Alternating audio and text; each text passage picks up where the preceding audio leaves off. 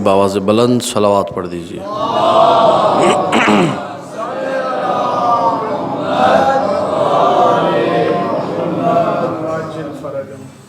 اعوذ باللہ من الشیطان الرجیم، بسم اللہ الرحمن الرحیم، الحمد للہ علی ما انعم ولہ الشکر علی ما الہم والثناء بما قدم من عموم نعم ابتدأها والسبوغ آلاء أسداها وتمام منن والاها جمع عن الإحصاء عددها ونأى عن الجزاء أمدها وتفاوت عن الإدراك أبدها وندبهم لاستزادتها بالشكر لاتصالها واستحمد إلى الخلائق بإجزالها وثنى بالندب إلى أمثالها ثم الصلاة والسلام على سيدنا ومولانا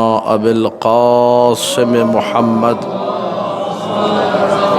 اللهم صل على محمد وآل محمد وآله الطيبين الطاهرين المعصومين المظلومين المنتجبين الأخيار ولعنة الله على أعدائهم الأشرار أما بعد فقال الله تبارك وتعالى في كتابه المبين بسم الله الرحمن الرحيم ألم تر أن الله يسجد له من في السماوات ومن في الأرض والشمس والقمر والنجوم والجبال والشجر والدواب وكثير من الناس وكثير حق عليه العذاب فمن يهن الله فما له من مكرم ان الله يفعل ما يشاء۔ بلند ترین صلوات پڑھ دیجیے۔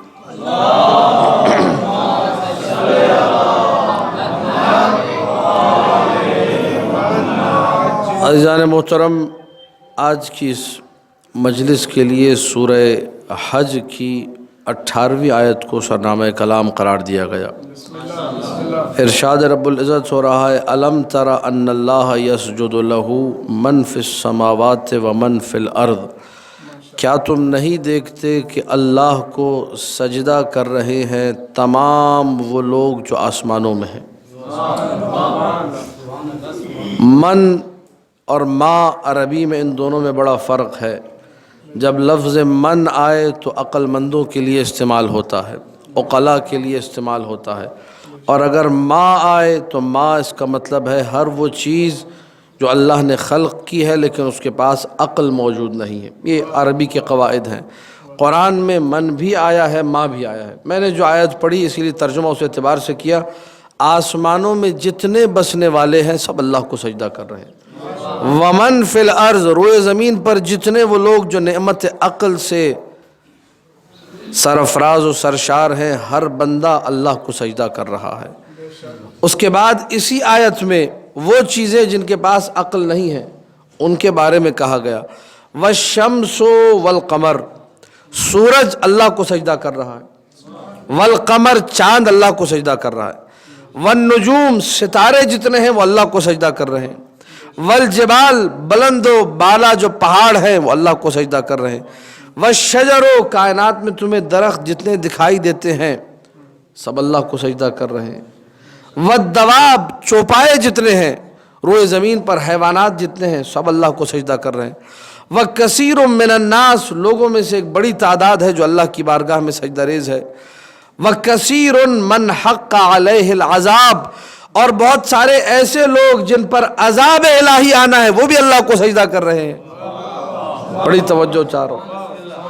فَمَن يُهِنِ اللَّهُ فَمَا لَهُ مِن مُكْرِمٍ، جسے اللہ ذلیل کر دے اسے عزت کوئی دے نہیں سکتا، جسے اللہ ذلیل کر دے اسے کوئی عزت۔ ان اللہ یفعل ما یشاء، اللہ جو چاہتا ہے وہ کرتا ہے۔ ساری کائنات اللہ کو سجدہ کر رہی ہے، کوئی چاہے تو بھی اللہ کو سجدہ کر رہا ہے، نہ چاہے تو بھی اللہ کو سجدہ کر رہا ہے، کیونکہ کہیں نہ کہیں مشیت کے آگے تو جھکا ہوا ہے۔ میں اپنی بات کو تھوڑا سا اور واضح کروں گا. ایک اور آیت سنیے, سورہ رعد کی 15ویں آیت.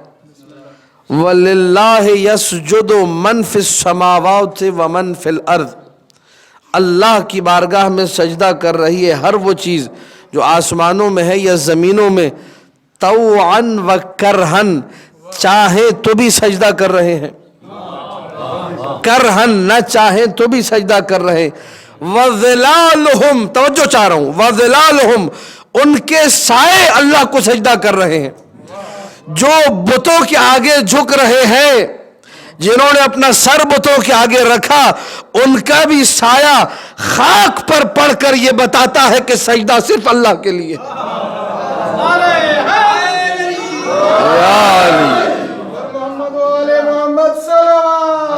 اللہم صلی علی محمد و آل محمد. دیکھیے سائے کی تو کوئی حیثیت نہیں ہے نا, سایہ تو عقل مند نہیں ہے.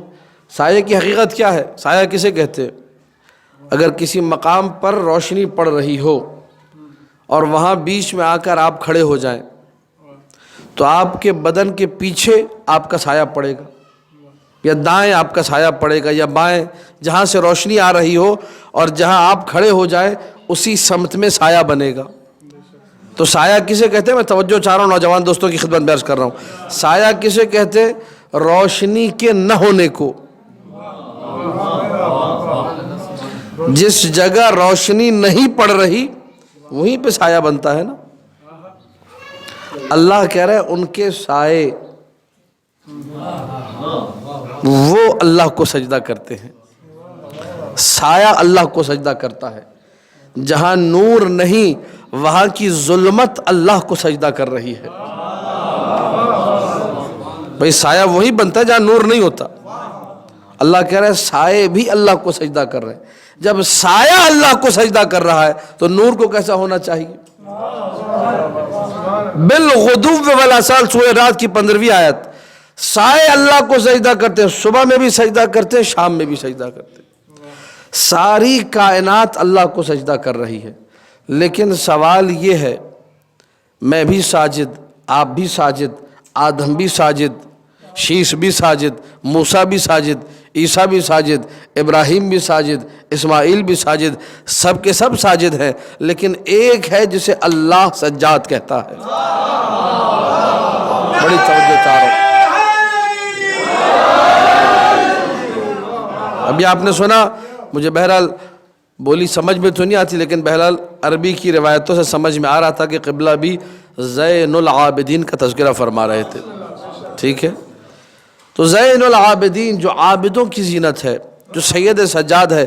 علل الشرائع میں روایت موجود ہے کہ سجاد کو سجاد کیوں کہا گیا.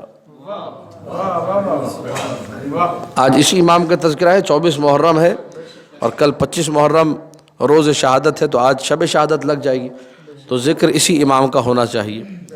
سجاد کیوں کہا گیا؟ آج قبل اس کے کہ میں علت بیان کروں کیوں سجاد کہا گیا, آج اس مجلس کا پیغام یہ ہے, ہماری بہت ساری پریشانیوں, ہماری بہت ساری بیماریوں, ہماری بہت ساری مشکلات کا سبب یہ ہے کہ ہم نے اللہ کو سجدہ کرنا چھوڑ دیا ہے. اگر یہ سجدہ رب زندگی میں آ گیا, ہماری بڑی بڑی مشکلات صرف سجدے کی وجہ سے حل ہو جائیں گی. جب زندگی سے سجدہ نکل جائے تو پریشانیاں تو آئیں گی, اور علی والوں کے لیے تو زیادہ آئیں گی.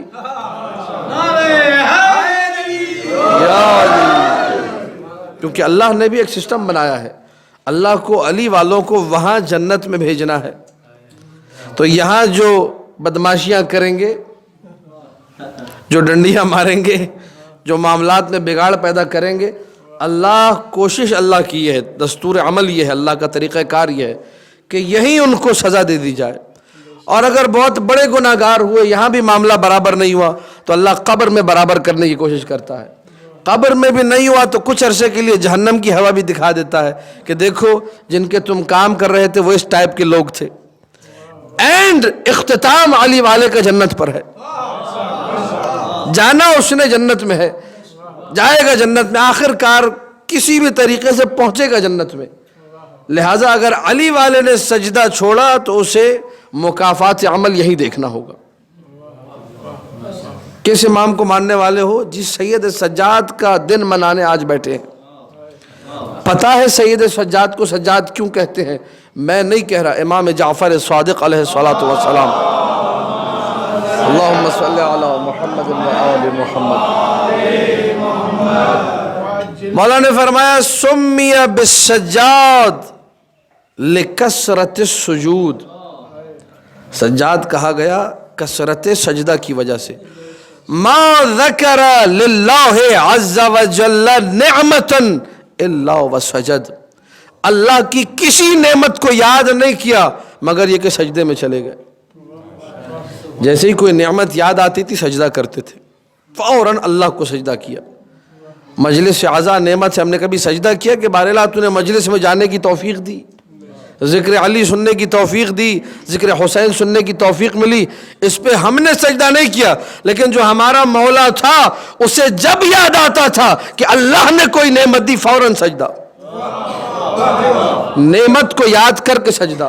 وما قرأ من کتاب اللہ آیۃ فیہا سجود الا وسجد، اللہ کی کتاب میں سے کوئی ایسی آیت نہ پڑھی جس میں سجدہ یسجد یا سجدے کا ذکر تھا مگر یہ کہ زین العابدین نے سجدہ کیا۔ وما دفع اللہ عنہ سوءا یخشاہ الا سجد، اللہ نے کوئی بلا زین العابدین سے نہ ٹالی مگر یہ کہ سجدہ کیا۔ اب آپ دیکھتے جائیے، نعمت آئی تو سجدہ، مصیبت ٹلی تو سجدہ، قرآن پڑھا۔ وما وفق لإصلاح بین الاثنین الا وسجد، اللہ نے اگر دو بندوں میں جن میں پھڈا تھا، جن میں جھگڑا تھا، اصلاح کرنے کی توفیق دی، پھر زین العابدین نے سجدہ کیا۔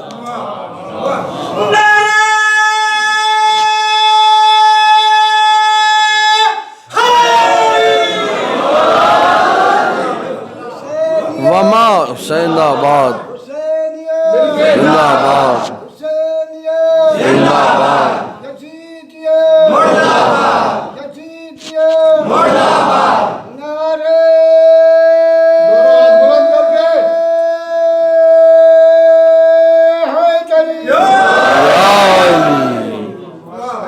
توجہات ہیں یا نہیں ہے؟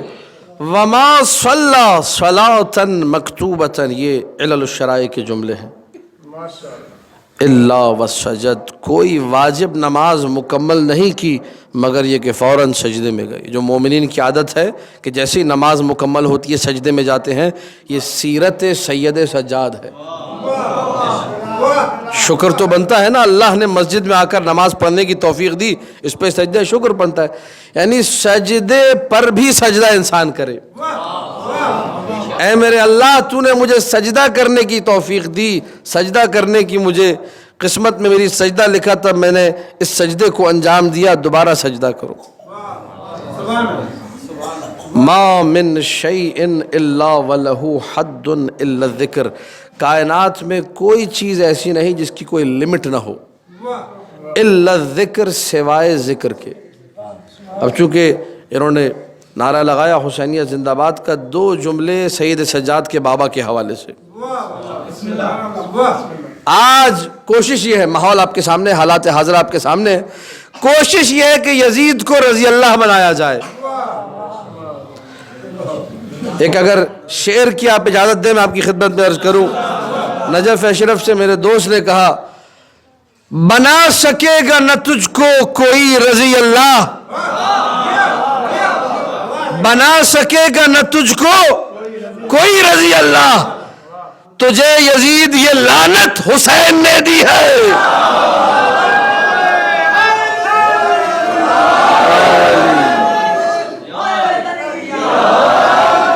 تجھے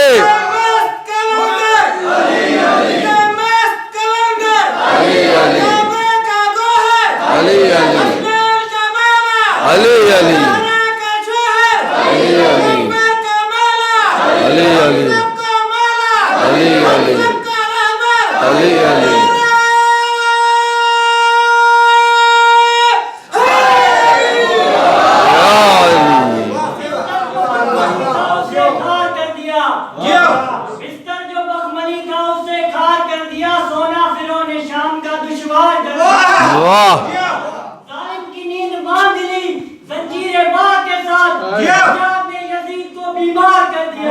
کیا بات سنی، سبحان اللہ۔ بنا سکے گا نہ تجھ کو کوئی رضی اللہ، تجھے یزید یہ لعنت حسین نے دی ہے۔ ساری کائنات مل جائے، ساری کائنات کی گورنمنٹوں کا پیسہ لگ جائے، یزید لعین تھا، لعین رہے گا۔ حسین ابن علی کے ماننے والے جب تک زندہ ہیں، فرش عزا پہ بیٹھنے والے ماتمی جب تک زندہ ہیں، عزادار جب تک یا حسین کہہ رہا ہے، ہر عزادار کا اٹھتا ہوا ہاتھ یزید کے لیے لعنت ہے۔ مرد آباد، مرد آباد۔ محمد وآل محمد صلوات۔ اللہم صلی علی محمد وآل محمد۔ یہ مجلسیں کیوں ضروری ہیں آج کے حالات حاضرہ ہمیں بتا رہے ہیں۔ مجلسوں میں آنا کیوں ضروری ہے، موجودہ حالات نے ہمیں بتا دیا۔ جا کے پڑھیے تاریخ، 90 سال، میرا موضوع سجدہ ہے لیکن یہ 2 جملے سن لیجئے۔ 90 سال مولائے متقیان کو 70,000 ممبروں سے برا کہا گیا، مولا کی شان میں گستاخی کی گئی۔ کس کے کہنے پر؟ یزید کے باپ کے کہنے پر۔ 90 سال کوئی ریلی نہیں نکلی، نہیں، آپ نے جملے کی قدر ہی نہیں کی، کوئی جلوس نہیں نکلا۔ 90 سال جزیرۃ العرب امت اسلامیہ دیکھتی رہی، سنتی رہی کہ حسین کے بابا کو برا کہا جا رہا ہے، سب و شتم ہو رہا ہے، نہ کوئی ریلی نکلی، نہ کوئی جلوس نکلا، نہ عظمت صحابہ کانفرنسیں ہوئی۔ پاکستان کی 70 سالہ تاریخ میں صرف ایک دن یزید کے باپ کو برا کہا گیا تو عظمت صحابہ کانفرنس ہونے لگی۔ سمجھ میں آ گیا علی کا ذکر کیوں ضروری ہے، سمجھ میں آ گیا علی و اولاد علی کا ذکر کیوں واجب ہے۔ ظلم ہے یا نہیں ہے، یہ مظلومیت سے علی و اولاد علی ہے یا نہیں ہے؟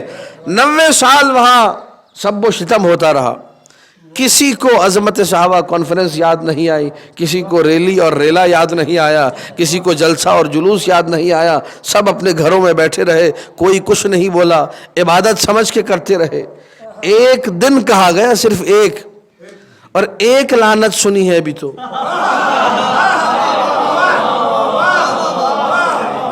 ابھی تو صرف ایک اللہم لعن سنا ہے، ابھی تو کچھ ہوا ہی نہیں ہے، ابھی تو کچھ دیکھا ہی نہیں۔ خدا کے زیارت، کیا بات ہے، ہم نے تو کہا ہی نہیں، ابھی تو صرف ایک لعنت سنی، وہ بھی اللہ کی بھیجی ہوئی لعنت۔ تو رو رہے ہیں، صحابہ کے نام پہ گریہ ہو رہا ہے۔ یہ محبت صحابہ سے نہیں، یہ دشمنان علی سے محبت ہے۔ میں اور آپ جو مجلسوں میں آتے ہیں، اگر ہم نے ان مجلسوں کو خالی چھوڑا، کل کو ہمیں جواب دینا ہوگا۔ یہ مجلس امانت فاطمہ زہرا سلام اللہ علیہا، اللہم صلی علی محمد و آل محمد۔ یہ مجلس زینب کبریٰ سلام اللہ علیہا کی امانت ہے، اگر ہم نے ان میں کمی کی، کل کو ہمیں عزادار ہونے کے ناطے جواب دینا ہوگا۔ لہذا سمجھ میں آ گیا کہ کیوں ذکر علی و اولاد علی ضروری ہے، کیوں ذکر حسین اس قدر ہو رہا ہے، ساری کائنات حسین حسین کیوں کر رہی ہے۔ بس ایک جملہ اور میں واپس لوٹ جاؤں گا اپنے مقصد اور اپنے محور گفتگو سجدے کی طرف۔ ایک سجدہ کربلا میں حسین نے کیا جس کی یاد آج تک منائی جا رہی ہے۔ آپ نے دیکھا الیاس قادری ملعون نے کیسے آ کر توہین کی، کلپ آپ نے سنا ہوگا کہ جی مولا حسین وہ تو وقت کا نماز کا وقت ہی نہیں تھا اور وضو نہیں کیا تھا اور حالت ہی نہیں تھی، کتنے بدتمیزی والے جملے کہے۔ اب بغض نظر آ رہا ہے یا نہیں آ رہا؟ یہ بغض ہے، یہ کس کا بغض ہے؟ علی و اولاد علی کا بغض۔ یزید کو برا نہ کہا جائے، فیضان معاویہ کے نعرے لگانے والوں سے یہی توقع ہے کہ حسین کے سجدے کا انکار کریں گے۔ یہ پرانی سبزی منڈی کے بغل میں دبا ہوا شیطان، اسے کیا پتا کہ حقیقت سجدہ کیا ہے، اسے کیا پتا سجدہ کسے کہتے ہیں۔ حسین کا سجدہ ہو یا کٹا ہوا سر نو کے نیزہ پہ ہو، دونوں اسلام کی بلندی کا اعلان کرتے ہیں۔ یزید نے کیا کیا تھا؟ یزید لعین تو اسلام کو ختم کرنا چاہ رہا تھا، یزید لعین ہر اسلامی قدر کو مٹانا چاہ رہا تھا۔ اللہ کے رسول کہہ کر گئے تھے انی تارکن فیکم الثقلین، دو چیزیں چھوڑ کر جا رہا ہوں، کتاب اللہ و عترتی، ایک اللہ کی کتاب اور ایک میرے اہل بیت۔ صحیح مسلم کی روایت ہے، عترتی اہل بیتی کی۔ ساری امت مسلمہ کے سامنے وہ جو صحابہ جن کی عظمت پہ آج کانفرنس ہو رہی ہے، کون سے صحابہ میں آپ کو بتا رہا ہوں بھی، ان صحابہ کے سامنے اس نے شعر پڑھا، لعبت ہاشم بالملک فلا خبر جاء ولا وحی نزل۔ بنو ہاشم نے ایک ڈھونگ رچایا تھا، ایک کھیل کیا تھا، ایک تماشا کیا تھا، کوئی خبر نہیں آئی، کوئی وحی نازل نہیں ہوئی۔ وحی کے انکار کا مطلب توحید کا انکار، کیونکہ زبان وحی نے بتایا تھا نا، قولوا لا الہ الا اللہ تفلحوا، لا الہ الا اللہ کہو فلاح پا جاؤ گے، یہ وحی کی زبان تھی۔ میں اللہ کی طرف سے رسول ہوں، یہ زبان وحی نے بتایا تھا۔ وما محمد الا رسول، قرآن کی آیت زبان وحی ہے۔ تو رسالت کا انکار ایک شعر میں، توحید کا انکار ایک شعر میں۔ قرآن کیا ہے سوائے وحی کے؟ کچھ نہیں ہے۔ وحی کا انکار مطلب قرآن کا انکار۔ معاد کا ذکر کہاں یا قرآن کے علاوہ زبان رسالت سے؟ معاد کا انکار۔ ایک شعر کے اندر پورے اصول دین کا انکار۔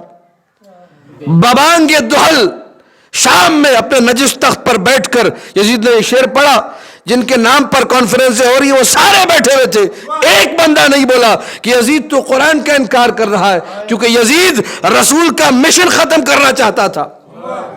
رسول نے کہا تھا دو چیزیں چھوڑ کر جا رہا ہوں، قرآن اہل بیت۔ قرآن کا انکار کیا، کوئی کچھ نہیں بولا۔ سن 60 ہجری کربلا میں حسین ابن علی کو جب شہید کیا، سر کو تن سے جب جدا کیا تو یہ سمجھ رہا تھا میں نے قرآن کا انکار کیا، کوئی کچھ نہیں بولا۔ حسین کے سر کاٹ دیا، کوئی کچھ نہیں بولا۔ اب نہ بچا قرآن نہ بچی عطرت، میں کامیاب ہو گیا۔ لیکن حسین نے نو کے نیزہ کی بلندی سے قرآن کی تلاوت کر کے بتایا، یزید تو میرا سر تن سے جدا کر سکتا ہے، قرآن سے جدا نہیں کر سکتا۔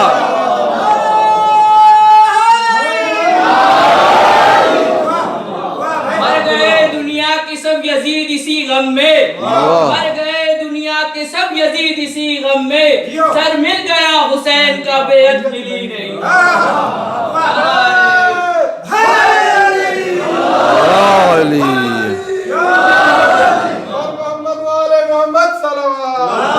اللہم صلی علی محمد و آل محمد۔ حسین ابن علی نے پیغام دیا کہ اگر قرآن اور اہل بیت کو سمٹا ہوا دیکھنا ہے تو میرے سر کو نو کے نیزہ کی بلندی پہ دیکھو۔ حارث ابن وکیدہ جس نے سر اٹھایا ہوا تھا، جو کوفہ میں شام میں نیزے پہ سر اٹھا کے جا رہا تھا، اس نے جب قرآن کی تلاوت کرتے ہوئے حسین کو دیکھا، یزیدی تھا، یہ سمجھا شاید مجھے وہم ہو گیا ہے، شاید مجھے وہم ہو گیا ہے، یہ بول نہیں رہا، میرا دماغ خراب ہو گیا، مجھے ایسا لگ رہا ہے کہ سر بول رہا ہے۔ جب اس نے یہ سوچا کہ مجھے وہم ہو گیا ہے تو حسین کے سر سے آواز آئی، حارث شہید زندہ ایسے ہوتے ہیں۔ شہیدوں کو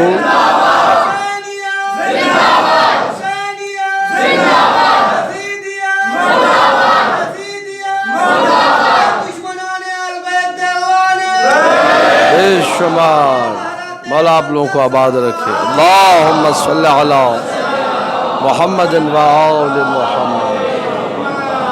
توجہات ہیں یا نہیں ہے؟ آج کائنات میں اگر سجدہ حقیقی معنوں میں موجود ہے، وہ سجدہ جو رب کو چاہیے، تو وہ آپ عزاداروں کے سجدوں کی شکل میں ہے۔ وہ جن کا سجدہ کسی کام کا نہیں، وہ تو رب کو نہیں چاہیے۔ وہ جو دشمنان اہل بیت ان کا سجدہ تو نہیں چاہیے، وہی والا سجدہ ہے، وہ چاہیں یا نہ چاہیں کر تو رہے ہیں۔ لیکن جو اللہ کو چاہیے وہ کون سا سجدہ ہے؟ وہ محب علی کا سجدہ ہے، وہ عزادار حسین کا سجدہ ہے۔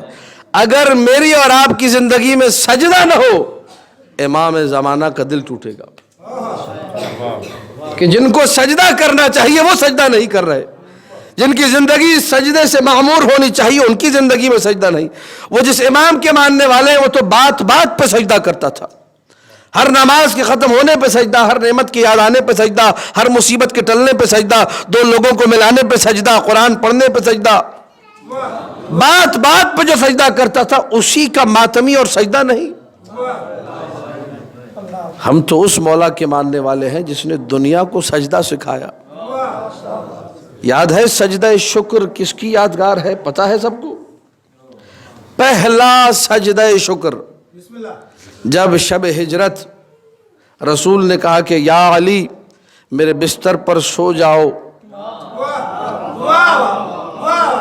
یا رسول اللہ کیا میرے سونے سے آپ کی جان بچ جائے گی؟ کہا ہاں، بس یہ ہاں سننا تھا۔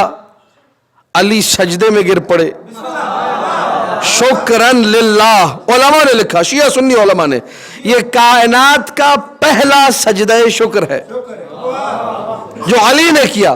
بعد میں جتنے سجدہ شکر ساری کائنات کر رہی ہے وہ علی کے بعد کے سجدے ہیں۔ سجدہ شکر کیا، بستر پہ لیٹے، اللہ نے آسمانوں میں اسرافیل اور میکائیل سے کہا کہ تم دونوں بھی بھائی ہو، کیا ایک دوسرے کے لیے اپنی جان قربان کر سکتا ہے؟ کہا کہ نہیں۔ کہا جاؤ علی کو دیکھو اپنے بھائی محمد کے لیے جان کیسے قربان کر رہا ہے، تلواروں کے سائے میں سویا ہوا ہے، تلواروں کے سائے میں لیٹا ہوا ہے، جاؤ اب تمہاری ذمہ داری ہے، جا کر علی کے سرہانے بیٹھو۔ دونوں علی کے سرہانے آئے، کہنے لگے بخن بخن لک یا علی، ہنیئن لک یا علی، مبارک ہو اے علی، اللہ آپ کی بندگی پہ فخر کر رہا ہے۔ اللہ اکبر، بندہ ہو تو ایسا ہو، ایک ایک رات میں ایک ایک دن میں ہزار ہزار رکعت نماز۔ کون؟ علی ابن ابی طالب بھی، علی زین العابدین بھی، دونوں علیوں کا یہی طرز عمل ہے۔ اگر سننا ہے سجدہ تو ایک بلند ترین صلوات پڑھ دیجئے، اللہم صلی علی محمد و آل محمد۔ مولا کے القاب میں سے، مولا امام زین العابدین کے القاب میں سے ایک لقب ہے ذو الصفینات۔ ذو الصفینات، صفینہ سے فے نون اور گولتے، صفینہ عربی میں کہتے ہیں جسم کا وہ حصہ جس کی کھال سوکھ کر سخت ہو جائے۔ اب میں سمجھانے کے لیے مثال دوں گا، جو وزن وغیرہ زیادہ اٹھاتے ہیں ان کا آپ نے دیکھا ہوگا یہ حصہ سوکھ جاتا ہے، ٹھیک ہے؟ یا جو لکھتے زیادہ ہیں، لکھاری جو ہے قلم کار، وہ قلم جب ایسے پکڑتے یہ حصے کی کھال سخت ہو جاتی ہے، ٹھیک ہے؟ یا جو ویٹ لفٹنگ کرتے ہیں، باڈی بلڈنگ کرتے ہیں، وہ جب وزنہ اٹھاتے ہیں تو یہ اندر کے حصے کی ہتھیلی کی کھال سخت ہو جاتی ہے، ٹھیک؟ اسی سخت کھال کو عربی میں کہتے ہیں صفینہ۔ مولا کا لقب تھا ذو الصفینات، وہ امام جس کے جسم کے کئی حصوں میں سوکھی ہوئی سخت کھال تھی۔ وہ کیسے؟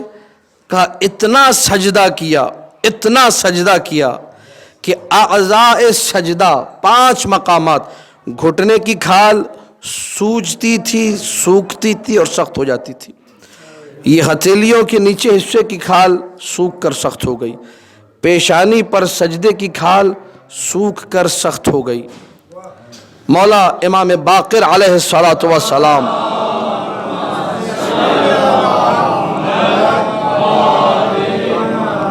مولا فرماتے سال میں 2 مرتبہ، ایک سال میں 2 مرتبہ میرے بابا یہ کھال کٹوایا کرتے تھے۔ یہ کون سی کھال ہے؟ یہ اعضاء سجدہ کی کھال ہے، اسی وجہ سے ذو الصفینات کہا جاتا ہے۔ کسی نے ایسا سجدہ ہی نہ کیا جو زین العابدین نے انجام دیا۔ لیکن اللہ اکبر، 5ویں مولا یہ فرماتے کہ میں چھوٹا تھا، بچپنے کے ایام تھے، ایک دن وارد ہوا اپنے بابا کے حجرے میں تو دیکھا اسفر لونہ من السحر، جاگ جاگ کر میرے بابا کا رنگ زرد ہو چکا ہے، ورمضت عیناہ، آنکھیں انگارہ ہیں، سرخ ہیں،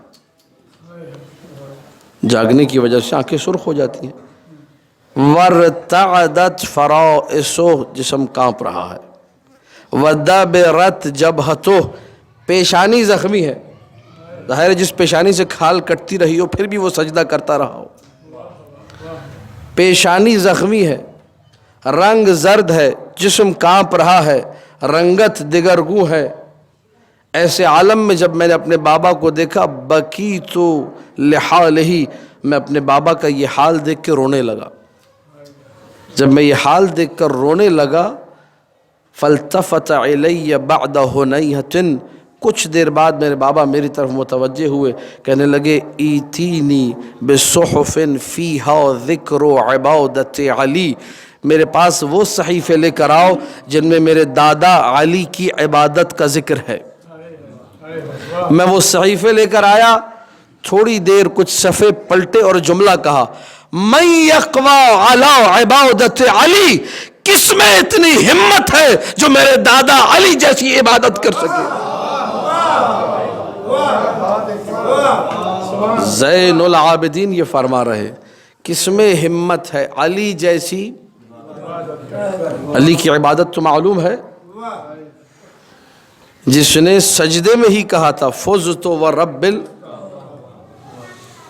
جس کی ابتدا کعبے میں ہے، انتہا مسجد میں ہے، کعبے میں ولادت ہے، مسجد میں شہادت ہے، ایسی عبادت جس کی کوئی نظیر نہیں ملتی، ایسی عبادت جس کی کوئی مثال نہیں ملتی، ایسی عبادت بڑے بڑے حیران تھے کہ علی جیسی عبادت کوئی کر ہی نہیں سکتا۔ راتوں کو جاگ کر عبادت کرنا، وہ جملے یاد ہے جو آپ لوگ شبہائے اعضاء میں سنتے ہیں ماہ رمضان میں، اے وقت سحر تو گواہ رہنا، تو نے کبھی علی کو سوتا ہوا، یہ تو مولا کے اپنے جملے ہیں۔ کیسی عبادت ہے وہ علی جو محو عبادت ہے، یہاں تک کہ وہ مشہور و معروف واقعہ ہے کہ جنگ صفین میں مولا کے پاؤں میں تیر لگا اور تیر کا درد اتنا زیادہ تھا کہ وہ نکالا ہی نہ جائے، تو کسی نے پوچھا کیسے نکالا جائے؟ مولا امام حسن مجتبیٰ نے بتایا، جب میرے بابا نماز پڑھنا شروع کرے، وقت عبادت جب ہو تب اس تیر کو نکالنا، اور نماز میں تیر کو نکالا گیا تو مولا کو پتہ،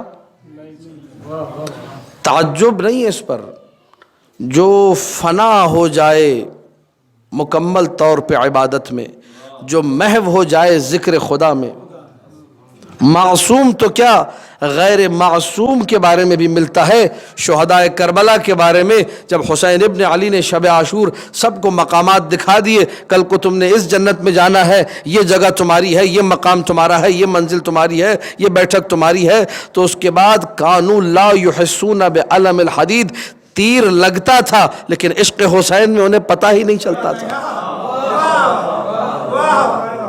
آج بھی ماتمی حلقے میں کھڑا ہوتا ہے، سال بھر اگر اس کو ایک تھپڑ بھی لگاؤ درد ہوتا ہے، لیکن سینے پہ ہاتھ مارتا ہے حسین کے نام پہ، ایک گھنٹہ دو گھنٹہ درد نہیں ہوتا۔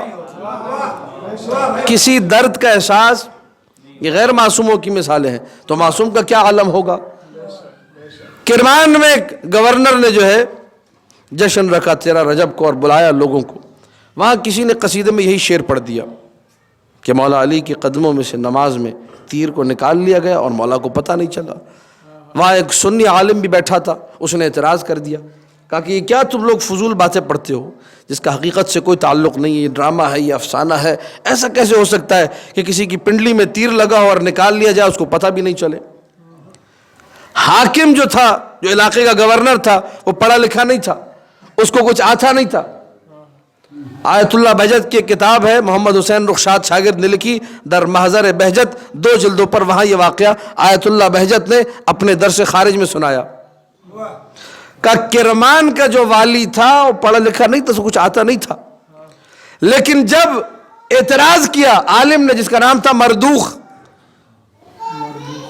مردوخ خے کے ساتھ، دال کے ساتھ نہیں تھا، تو مردود لیکن نام مردوخ تھا۔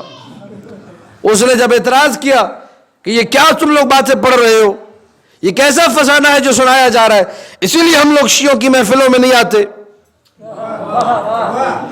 اسی لیے ہم لوگ شیعوں کی مجلسوں میں نہیں آتے، ان کے جشنوں میں شریک نہیں ہوتے کہ وہ ایسی باتیں پڑھتے جس کا حقیقت سے کوئی تعلق ہی نہیں۔ جب اعتراض حاکم پر ہوا تو وہ اعتراض حاکم پر نہیں تھا، وہ فضائل علی پر اعتراض تھا، وہ اعتراض تشیع پر تھا، وہ اعتراض دین حق پر تھا۔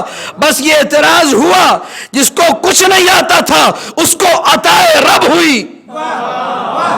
فوراً بول پڑا، کہنے لگا تو نے سورہ یوسف نہیں پڑھی؟ فلما رأینہ اکبرنہ وقطعن ایدیہن، جب دربار مصر میں مصر کی عورتوں نے عزیز مصر کے دربار میں یوسف کو دیکھا، اکبرنہ بڑا قرار دیا، اور ہاتھ میں جو چھری تھی قطعن ایدیہن، اپنے ہی ہاتھ کاٹ ڈالے، پتہ نہیں چلا، تو کہا اے مردوخ، اگر اب دربار کی عورتیں یوسف کا جمال دیکھے اور ہاتھ کاٹ لے پتہ نہ چلے، اگر علی اللہ کے جمال میں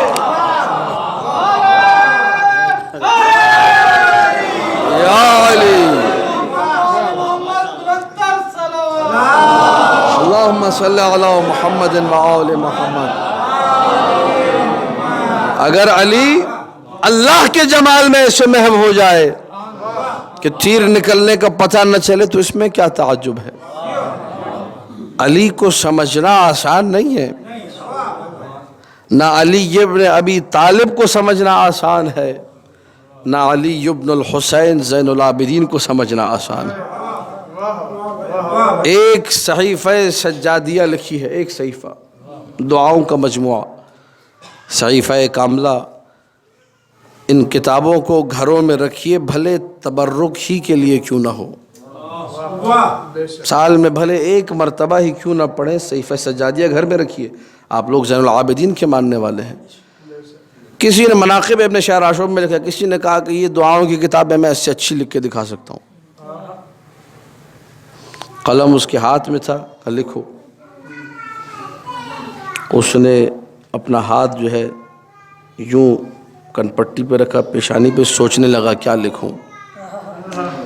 تھوڑی دیر میں سر اس کا ڈھلکا، زمین پہ گرا، مر گیا، ایک لفظ نہیں لکھ سکا۔ مناقب ابن شہر عاشور میں جملے موجود ہیں۔ صحیفہ سجادیہ تو دور کی بات، صحیفے کی صاد بھی لکھنا نصیب،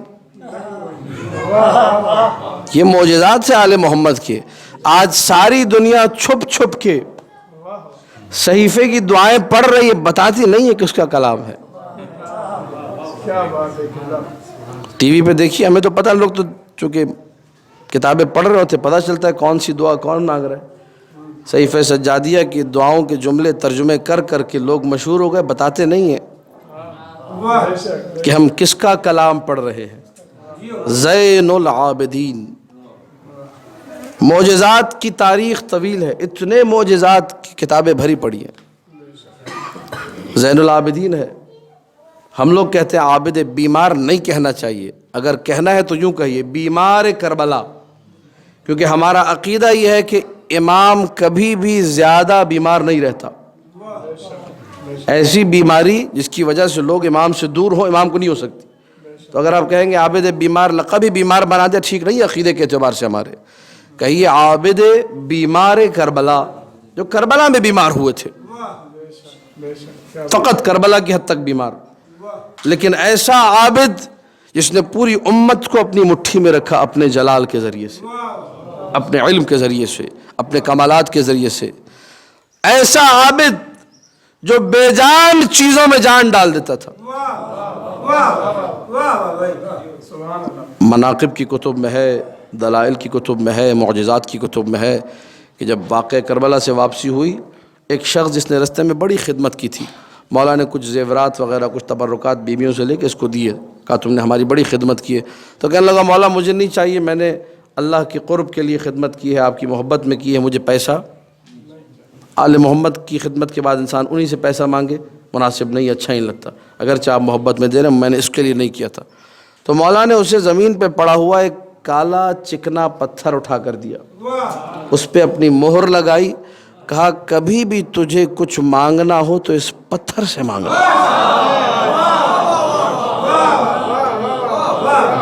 کالا پتھر, چکنا پتھر, لیکن جان اس میں ایسے آ گئی کہ مہر زین العابدین کی ہے. پتھر اس نے جیب میں رکھا, چلا گیا. ایک دن کا گھر میں اندھیرا تھا, لالٹین بجھ گئی, شعلے نہیں تھے, ایندھن نہیں تھا. تو میں نے پتھر سے کہا, میں نے کہا مجھے ابھی روشنی چاہیے. تو ایسے روشن ہوا لگ رہا تھا چاند گھر ہی میں آ گیا.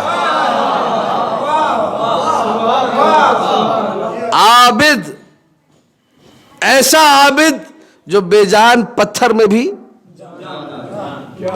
کسی بادشاہ نے بلایا, لگ ایسا رہا تھا کہ اب یا تو جیل میں جاؤں گا یا قتل کیا جاؤں گا. پتھر کو ساتھ لے کر گیا. جو ظالم تھا وہ مہربان ہو گیا, اس کی روش ہی تبدیل ہو گئی. کبھی پیسوں کی ضرورت پڑی, درہم و دینار مانگے تو اسی پتھر سے نکل کر سامنے آ گئے. جس عابد میں اتنی جان ہو کہ وہ بے جان پتھر میں جان ڈال دے, کائنات کا کون سا مسئلہ ایسا ہے جو عابد کے ذریعے سے حل نہ ہو. سلام اللہ علیہ. میں اور آپ توسل کریں کبھی امام زین العابدین سلام اللہ علیہ سے, مولا آپ ہماری مشکلات کو حل کیجئے, مولا آپ ہماری مدد کیجئے. اور معجزات اس قدر زیادہ ہے, اس قدر عجیب و غریب ہے کہ انسان پڑھے, اور اگر میں پڑھنا شروع کروں تو آپ کہیں گے تو ہم نے کبھی سنا ہی نہیں. بہت معجزات لکھے, اتنے معجزات اور عجیب و غریب معجزات کہ انسان حیران رہ جاتا ہے کہ سید سجاد کی زندگی کے کیسے کیسے معجزے ہیں جو ہم نے آج تک سنے ہی نہیں. مردے کو زندہ نہیں کیا ہے, بیماروں کو شفا نہیں دی ہے. باعجاز امامت حتیٰ واقع کربلا کے جو مصائب ہیں اس میں آگ کے شہداء کو دفن کرنا, بیڑیاں بھی ٹوٹ گئیں, طوق بھی نکل گیا, سب کچھ نکل گیا, آئے شہداء کو دفنایا, واپس چلے گئے. یہ سارے وہ معجزات ہیں جو عابد بیمار کربلا سلام اللہ علیہ کے ہیں. وہ عابد جو کرنا چاہے اللہ کے اذن سے کر سکتا ہے. حسین کا بیٹا علی زین العابدین, لیکن جس کو اللہ نے اتنی عزت دی, اتنا مقام دیا, وہ ساری زندگی روتا رہا. میں کچھ کہنا چاہ رہا ہوں, جس کے پاس کمال ایسا تھا, علم ایسا کہ صحیفہ سجادیہ آج تک آیت اللہ شہاب الدین مرشی نجفی نے صحیفہ سجادیہ کا ایک نسخہ مصر میں شیخ الاسلام طنطاوی کو بھجوایا. اس نے نسخے پہ لکھا دون کلام الخالق فوق کلام المخلوق. یہ خالق کے کلام سے نیچے ہے, باقی مخلوق کا کلام اس کی برابری نہیں کر سکتا. سنی عالم نے لکھا. کتنا علم ہے, کتنا فضل ہے, کتنا کمال. معجزات میں نے بتایا بے شمار ہے, وقت نہیں ہے ورنہ میں ذکر کرتا کچھ معجزات, بے شمار معجزات. اس کے باوجود ترجیحی بنیاد پر جس چیز کو اہمیت دی ہے وہ کیا ہے؟ گریہ. گریے کو ترجیحی بنیاد پر اہمیت دی ہے. اس کا مطلب عزاداری ایک عظمت رکھتی ہے.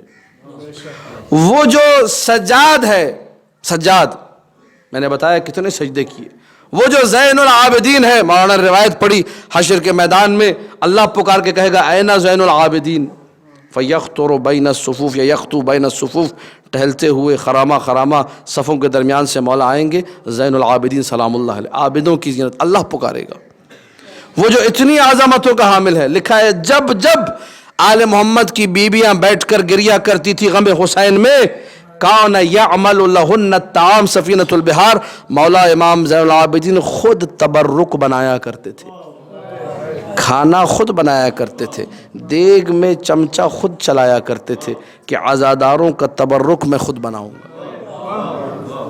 میں پیغام دینا چاہ رہا ہوں آپ لوگوں کو, عزاداری کی اہمیت کو سمجھیے.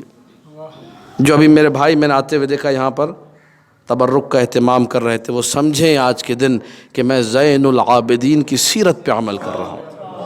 आज़ादारों के लिए तबर्रुक बनाना सीरत है। 35 साल गिरिया, 34 साल गिरिया, मुसलसल गिरिया। वाक़या करबला के बाद सफ़ीरतुल बिहार में शेख अब्बास ने लिखा क़ुम्मी रहमतुल्लाह अलैह, कोई सजदा ज़ैनुल आबिदीन ने ऐसा नहीं किया जो खाके क़ब्र हुसैन पर न हो। हर सजदा खाके क़ब्र हुसैन पर है। कान इंदहु खिरक़तुन फ़ीहा तुरबतु क़ब्रिल हुसैन, एक पुराना कपड़ा था जिसमें क़ब्र हुसैन की मिट्टी थी, सिर्फ इसी पर सजदा करते थे। सजदा खाके क़ब्र हुसैन पर, आंसू गम हुसैन, खिदमत अज़ादारान हुसैन की। यानी सारी जिंदगी ज़ैनुल आबिदीन ने अगर गुजारी है तो हुसैन हुसैन करते हुए गुजारी। ये मैं और आप जो हुसैन हुसैन कर रहे हैं ये कम, इसीलिए मौला ने फरमाया अल बुक्काऊन खम्सा, रोने वाले जो थे दुनिया में 5 थे। आदम से इतना गिरिया किया, इतना गिरिया किया, 40 साल रोते रहे। याकूब व यूसुफ का गिरिया है 8 साल, बाज़ रिवायतों के मुताबिक 18 साल। याकूब रोए वबियद्दत ऐनाहु व हुवा कदीम, इतना रोए कि आंखें सफ़ेद हो गई, नाबीना हो गए, कुरान कह रहा है। यूसुफ इतना रोए कि जेल वालों ने कहा, जिंदान में लोगों ने कहा या दिन में रोया करो या रात में रोया करो। और एक नबी की बेटी सुब्बत अलैया मसाइबुन लौ अन्नहा सुब्बत अलल अय्याम सुरना लयालिया, बाबा तेरे बाद इतनी मुसीबतें पड़ी, अगर रोशन दिनों पर पड़ती वो तारीक रात में तब्दील हो। मदीने वालों ने आकर कहा, ऐ अली ज़हरा से कहिए या दिन में रोया करे या रात में रोया करे।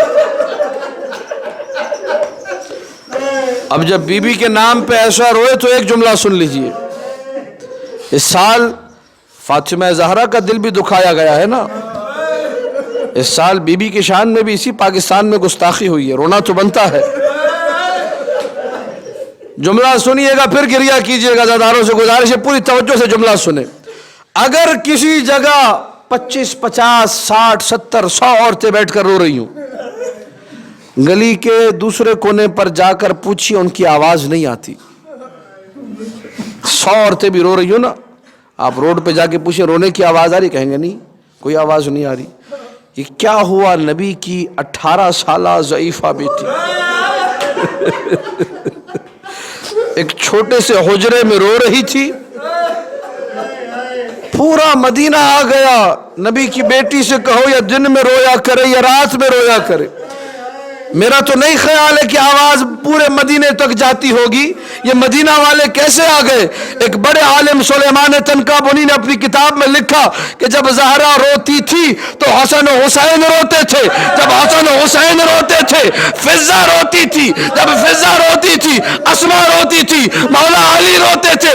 जब ये सब रोते थे तो वो दरवाजा जिस पर नबी खड़े होकर सलाम करता था वो दरवाजा भी रोता था, दरो दीवार रोते थे, मदीने का जर्रा जर्रा रोता था, आसमान में फरिश्ते रोते थे, सबका लहजा ज़हरा की तरह होता था। अबुल हसन अपनी ज़ौजा से कहिए या दिन में रोया करे या रात में रोया करे। जब मौला ने पैगाम पहुंचाया, कहा मदीना के शुयूख आए थे और कह रहे थे दुख्तर नबी से कहो या दिन में गिरिया करे या रात में, तो मेरी बीबी ने अजीब जवाब दिया, कहा या अली इनसे जाकर कह दीजिए लो अतरुको बुकाई, मैं रोना नहीं छोड़ूंगी, लेकिन इतना बता दो कि अब ज़हरा चंद दिनों की मेहमान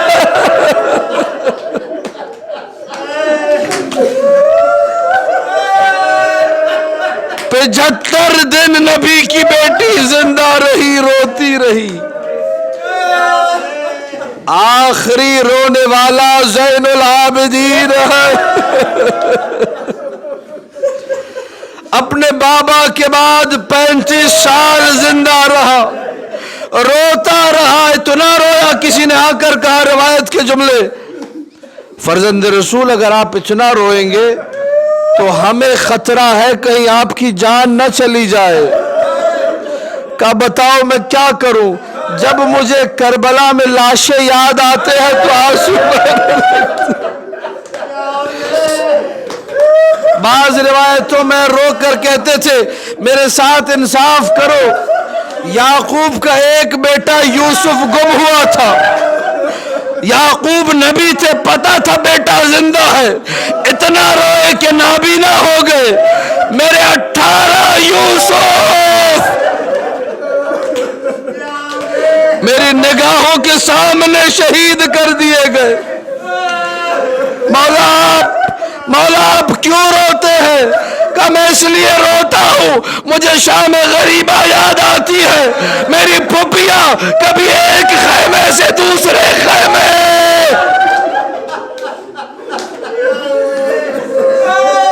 مولا بس چند جملوں کی اور زحمت، مولا سب سے بڑی مصیبت کہاں پڑی؟ وہ زین العابدین جو کھانے کو دیکھتا تو روتا، پانی سامنے آتا تو روتا، کسی نے آ کر مدینے کی گلی میں آواز دی مسلمانوں میری مدد کرو، انا الغریب، میں پردیسی ہوں میری مدد کرو۔ بس یہ غریب کا لفظ سننا تھا، زین العابدین گھر سے نکلے، بلایا ادھر آ، کہا تم مسلمان ہے؟ کہا ہاں۔ کہا یہ کون سا شہر ہے؟ کہا مدینۃ الرسول ہے۔ کہا مجھے اتنا بتا اگر تو پردیس میں مارا گیا تجھے کوئی کفن دے گا، تجھے کوئی دفنائے گا؟ کہنے لگا فرزند رسول نبی کا شہر ہے، مدینۃ الرسول ہے، چاروں طرف مسلمان ہیں، کیسے ہو سکتا ہے میں مارا جاؤں، کوئی کفن نہ دے، کوئی دفنائے نہ مجھے، بس یہ سننا تھا۔ کربلا کا رخ کیا، ارے جو نبی کا نواسا تھا 3 دن اس کا لاشا پڑا رہا، کوئی کفن دینے والا نہ تھا۔ بس 2 جملوں کی اور زحمت، ہو گیا گریہ ہو گیا پرسہ، 2 جملوں کی اور زحمت۔ پوچھا جاتا مولا سب سے زیادہ مصیبتیں کہاں پڑی؟ رو کر کہتے تھے الشام الشام الشام۔ مولا شام میں ایسا کیا ہوا تھا؟ پہلی مصیبتیں بہت ہیں، میں ایک مصیبت پڑھوں۔ پہلی مصیبت زینب کبریٰ زین العابدین کی پھوپھی کو 3 دن شام کے دروازے پہ کھڑا رکھا گیا۔ 3 دن علی کی بیٹی دروازے شام پہ کھڑی رہی۔ کوئی پوچھے تو ذرا کیوں کھڑا رکھا گیا؟ جواب تاریخ سے یہ ملے گا کہ بازار شام کو سجایا جا رہا ہے، 120 قبیلوں کو بلایا گیا ہے، ہر قبیلہ اپنا پرچم لے کر آئے، عزاداروں سے معذرت کے ساتھ جو ناچنے والیاں تھی انہیں بھی بلایا گیا، شرابیوں کا مجمع لایا گیا، تڑپ گئی علی کی بیٹی۔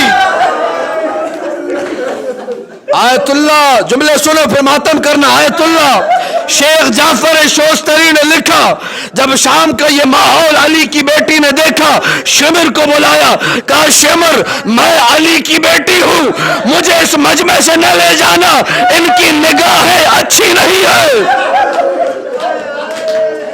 عزاداروں میں ہاتھ جوڑ کر یہ جملے پڑھ رہا ہوں، شمر اسی مجمع سے لے جانے لگا، تڑپ گئی علی کی بیٹی، سر اٹھایا، نو کے نیزہ پر سر حسین کو دیکھا، کٹا ہوا سر رو رہا تھا، آنسو بہ رہے تھے، جیسے ہی علی کی بیٹی نے سر اٹھایا حسین نے آنکھیں بند کر لی، آنکھیں بند کی، علی کی بیٹی نے پکار کر کہا یا خواہ لا تغمض عیناک وانظر الی رأینا ماذا فعل بنا العدو، اے میرے ماجائے حسین ابھی آنکھیں بند نہ کرو، ارے میری غربت کا تماشا دیکھ، علی کی بیٹی کتنی غریب ہو۔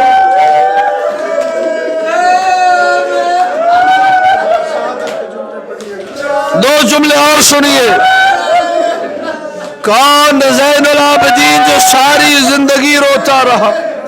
شام کے مصائب ایک طرف، مولا فرماتے جب یزید کے دربار میں ہمیں لے جایا گیا، ربطونا بالحبال کالاغنام، ہمیں رسیوں میں ایسے باندھا گیا جیسے بھیڑ بکریوں کو باندھا جاتا ہے۔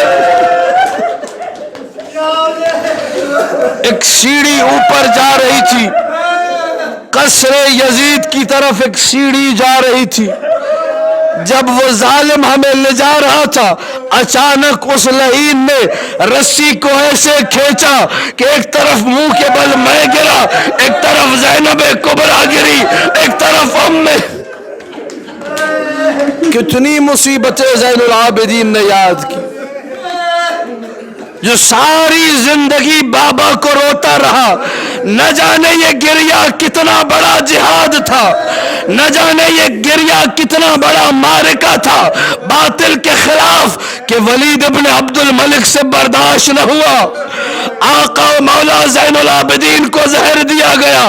جب دنیا سے جا رہے تھے تڑپتے ہوئے باقر سے کہا، باقر بیٹے میرے بابا نے کربلا میں مجھ سے یہ کہا تھا، یا بنیا اے میرے بیٹے سجاد، کبھی کسی ایسے کے خلاف نہ ہونا جس کا اللہ کے علاوہ کوئی نہ ہو۔ دوسرا جملہ، بیٹے باقر یہ جو میرا ناقہ ہے نا کبھی اسے کوڑا نہ لگانا۔ جملہ سنو، جملہ جس نے کوفہ و کربلا کے درمیان پھر کوفہ سے شام جب کہا ہو بابا کوڑا لگا ہو، اسے پتا ہے نا کوڑے کی کیا اذیت ہوتی ہے، کہ بیٹا کبھی ناقے پہ بھی کوڑا نہ لگانا۔ جب جنازہ اٹھا زین العابدین کا سارے مدینہ والے آ گئے، چاروں طرف ہجوم ہی ہجوم تھا، زین العابدین کا جنازہ اٹھ رہا ہے، بقیع لے جایا گیا، حسن مجتبیٰ کے پہلو میں رکھا گیا۔ میں کہوں گا رو کر زین العابدین نے کربلا کا رخ کیا ہوگا، بابا بابا مجھے معاف کرنا، تیرا جنازہ اٹھانے والا کوئی نہ تھا۔